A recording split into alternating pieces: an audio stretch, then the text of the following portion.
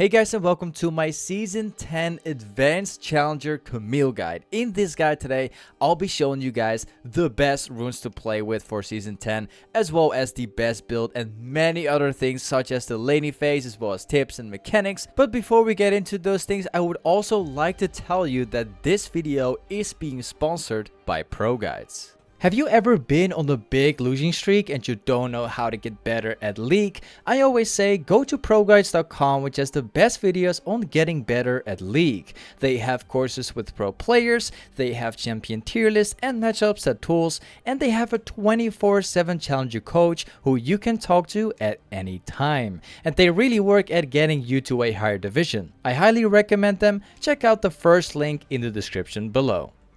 Starting off with the runes for Camille, there's 4 rune pages which are ultimately working very well. The first rune page is Conqueror, and this rune page is by far the best rune to go for if you don't know what to take, or if you just want to have a good rune that works throughout the early game but also scales to the mid and the late game as well.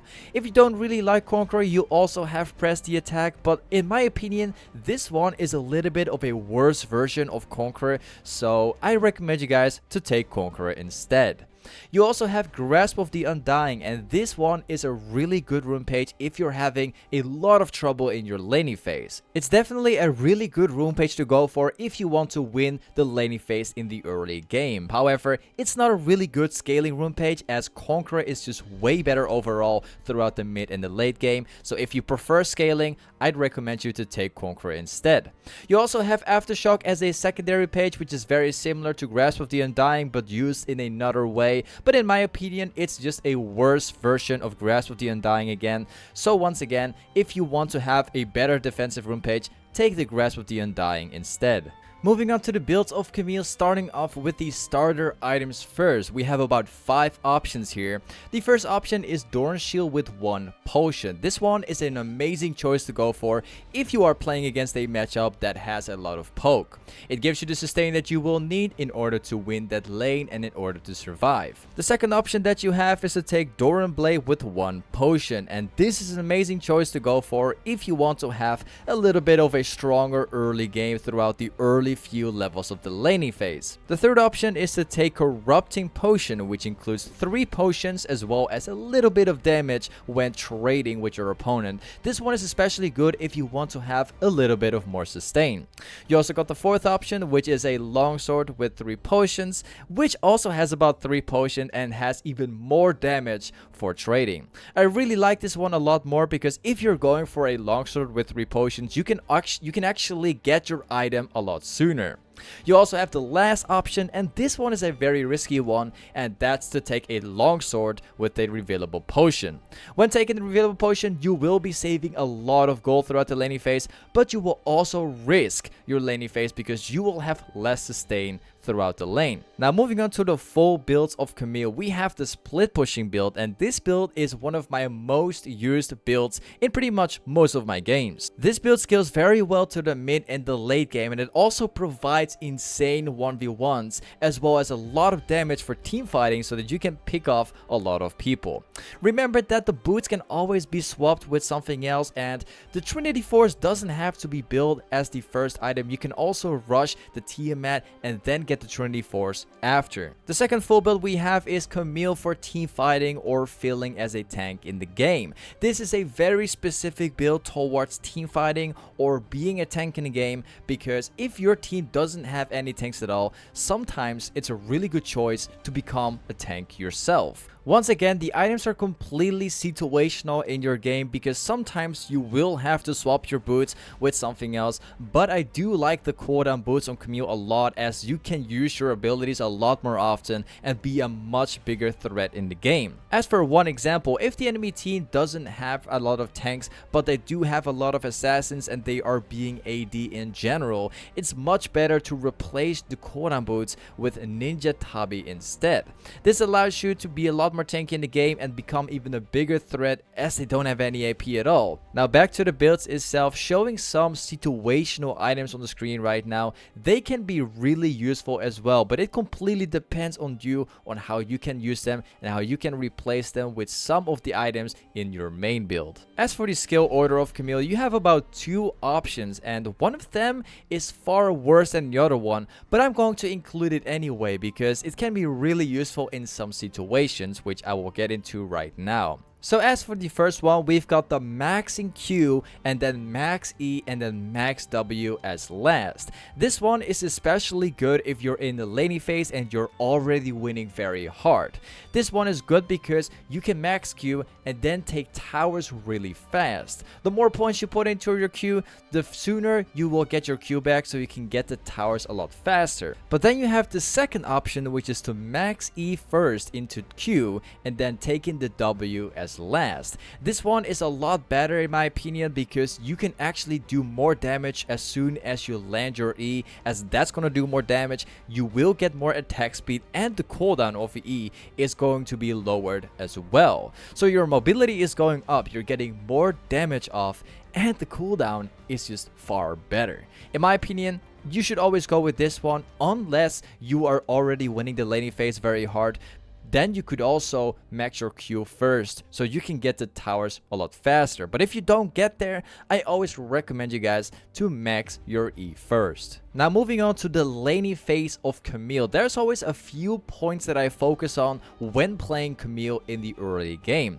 First of all, Camille is amazing at setting up lane for ganks, especially with her mobility and her ultimate as well. So I always try to focus on trying to set up lane for ganks together with my jungler. Even if the jungler doesn't gank, I still always set it up in a way that a jungler could gank, because the enemy opponent knows how strong Camille is around junglers. It scares people off very hard if you are constantly trying to ward around your lane when you're taking enemy wards and also freezing around your side of the lane, so you want to abuse this as much as possible. The second option that you have is to focus on roaming and teleporting and all of that as much as possible. Once again, Camille has one of the best mobility in the entire game, and she also has an ultimate in which people cannot escape either. You should be abusing this for as much as possible, especially throughout the early game, as she can get a lot of kills for free.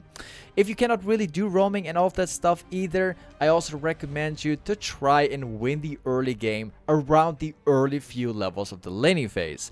Camille is really strong around level 1, 2, and 3, as that's when her power spike is, as she has a shield and so much damage and so many stuns and everything. You should be abusing this as much as possible as well.